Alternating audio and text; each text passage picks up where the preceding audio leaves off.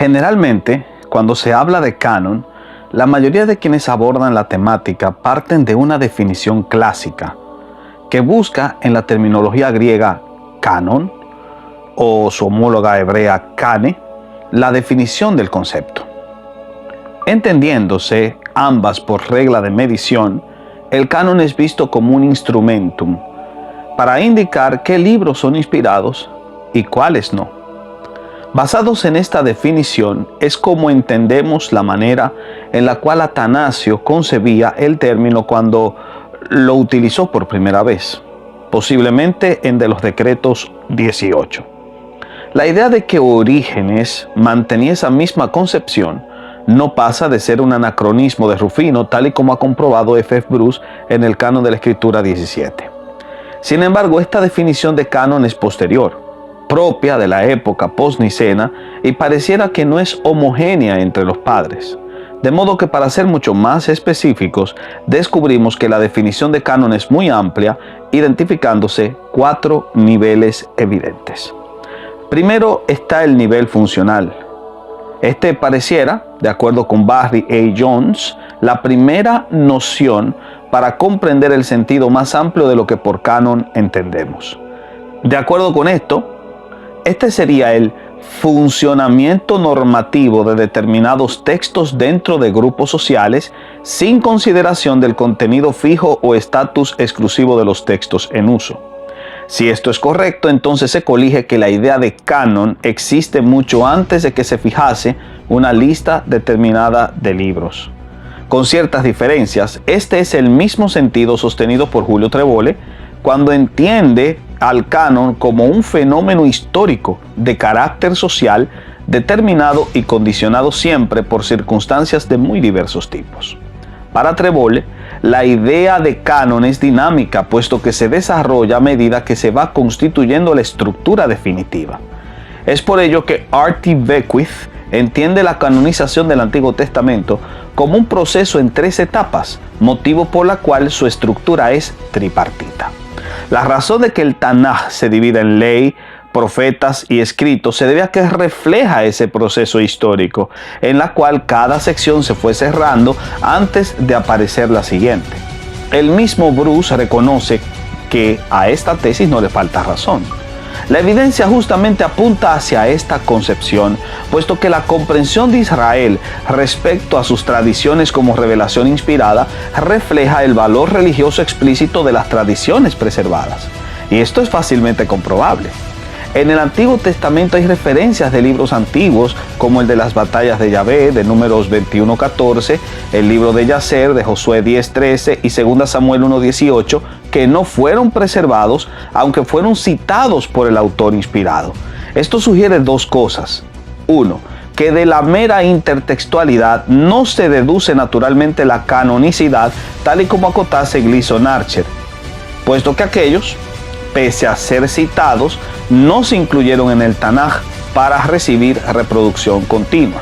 Al respecto, afirma Jones, si un texto sobrevive lo suficiente debido a la continua supervivencia de la comunidad interpretadora, entonces alcanza significado agregado no solo por su contenido, pero también por su carácter eterno.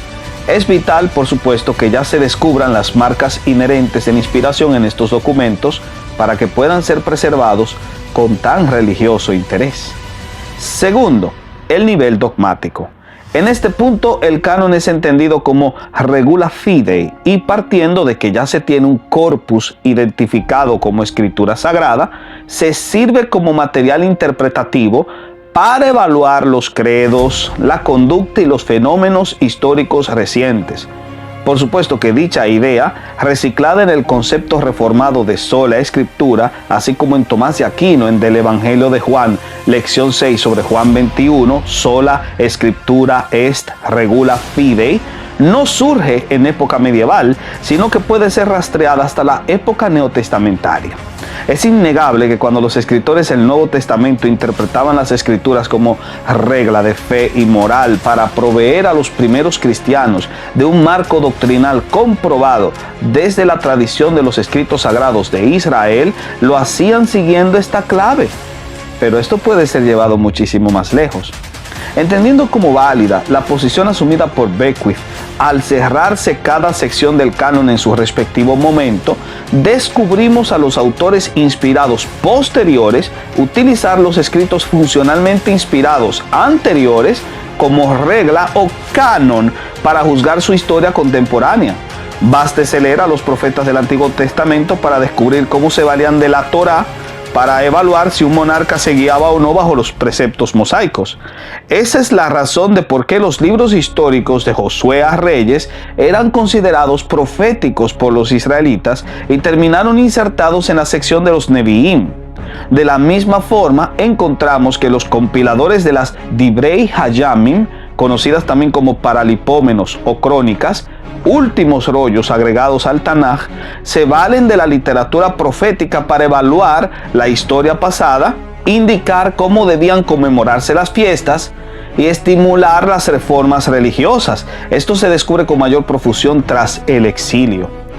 Todo esto sugiere que a medida que se iba cerrando una sección del Antiguo Testamento, ésta se convertía en regula fidei para evaluar tanto la conducta de un individuo como si lo creído por éste correspondía con el registro revelado.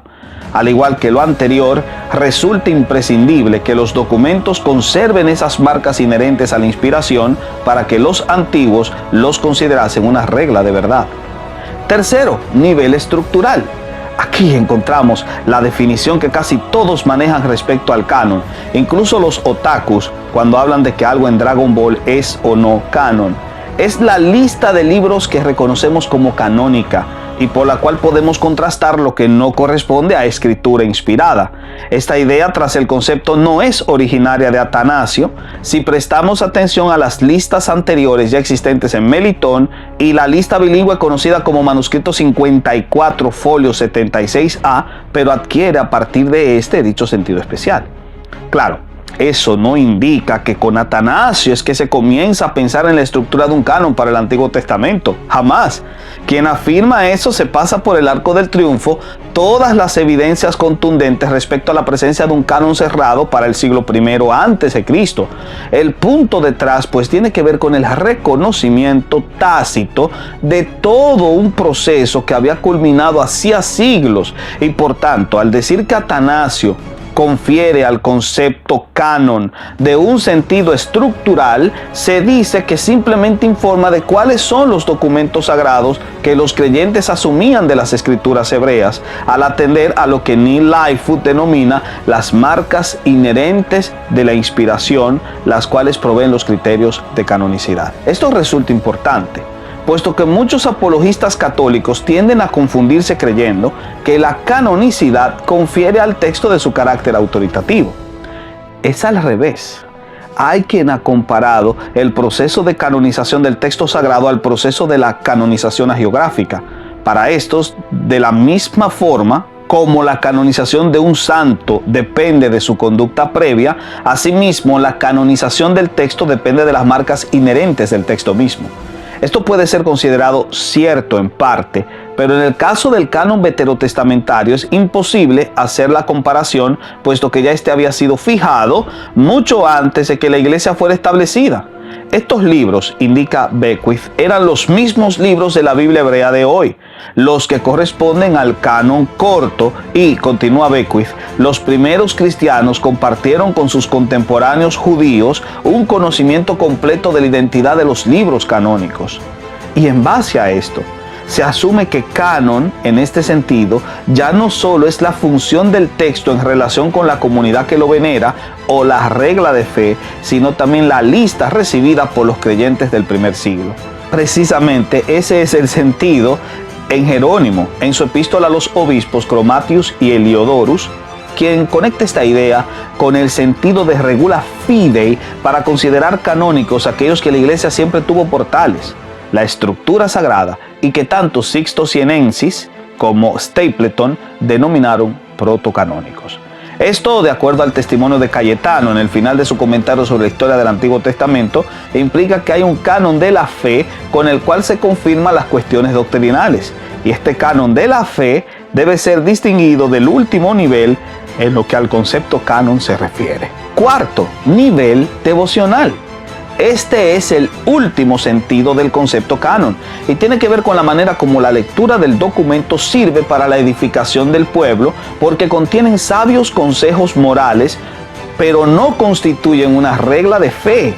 Es lo que denominan un canon de lectura eclesiástica, como bien explica Jerónimo en su prefacio en Libro Salomonis, pero que no debe confundirse con el canon de la fe. De hecho, para Jerónimo, estos libros deuterocanónicos son verdaderamente apócrifos, puesto que no se hallan en el canon hebreo y siempre debe ser preferido este, tal y como indica en el Prologus Galiatus. Tal es la opinión de Cayetano y el sentido en el cual Agustín, Inocencio y el Concilio de Cartago entienden el término. Solo esto puede explicar el consejo de Agustín al restarles autoridad y exhortar al estudiante de teología a establecer una cierta diferencia entre los diversos libros, a distinguirlos en clases y a preferir unos a otros. Esta diferenciación entre un canon de fe y otro de lectura eclesiástica, que no es un canon de autoridad para ser recibido por todos, explica las incoherencias que algunos entienden comete el hiponense. ¿Por qué los considera canónicos en Cartago y luego en una discusión con los donatistas le niega carácter canónico a Segunda Macabeos, tal y como nos lo recuerda Brooke Foss Westcott? De hecho, Agustín parece coincidir con Jerónimo en De Civitate Dei 1720, 1844, cuando concede que se debe confiar menos en lo que no se encuentra en el canon de los judíos. Estas incongruencias solo son posibles de entender si asumimos la explicación de William Whittaker. Agustín toma este nombre canónico en un sentido más amplio que Jerónimo, pero en un sentido donde ya no hay carga de autoridad y por tanto deben ser o pueden ser descartados por no encontrarse en aquello que Jerónimo denominó inviolata editione veteri, antigua versión virgen, el canon hebreo librado de los textos devocionales que los judíos nunca reconocieron. Y es debido a ello que algunos padres, siguiendo Orígenes, llegaron a restar a estos documentos un valor canónico y solo los entendían como textos eclesiales, opinión repetida en el canon 59 de la Odisea y compartida por Hugo de San Víctor en la Edad Media. Toda esta digresión inicial nos enseña que al hablar de canon no podemos tener una idea rígida del concepto, puesto que la terminología tiene un sentido muy amplio que involucra el reconocimiento progresivo por parte de las comunidades que recibieron estos libros. La posibilidad de un canon que se fuera cerrando automáticamente a medida que avanzaba la revelación y mientras se establecía entre los hebreos, estos lo iban usando como regla de fe, punto que después asumirían las comunidades cristianas, quienes recibieron este mismo canon y después irían confeccionando listas por las cuales diferenciar el canon de la fe de lo que se denominó como canon de lectura eclesial y que no se consideraba de autoridad para ser reconocido por todos, ya que se prefería siempre el canon hebreo, la hebraica veritas, al decir de Jerónimo, Agustín y más adelante Cayetano. En pocas palabras, canon no solo es una mera lista de libros, sino la estructura reconocida en medio de un proceso histórico que para el Antiguo Testamento se había cerrado antes de la era cristiana. Es, por así decirlo, la regla cané interna reflejada en las marcas inherentes que confieren autoridad al documento. Soy Néstor Díaz y este fue un acercamiento introductorio a lo que debemos realmente entender por canon. Muchas gracias.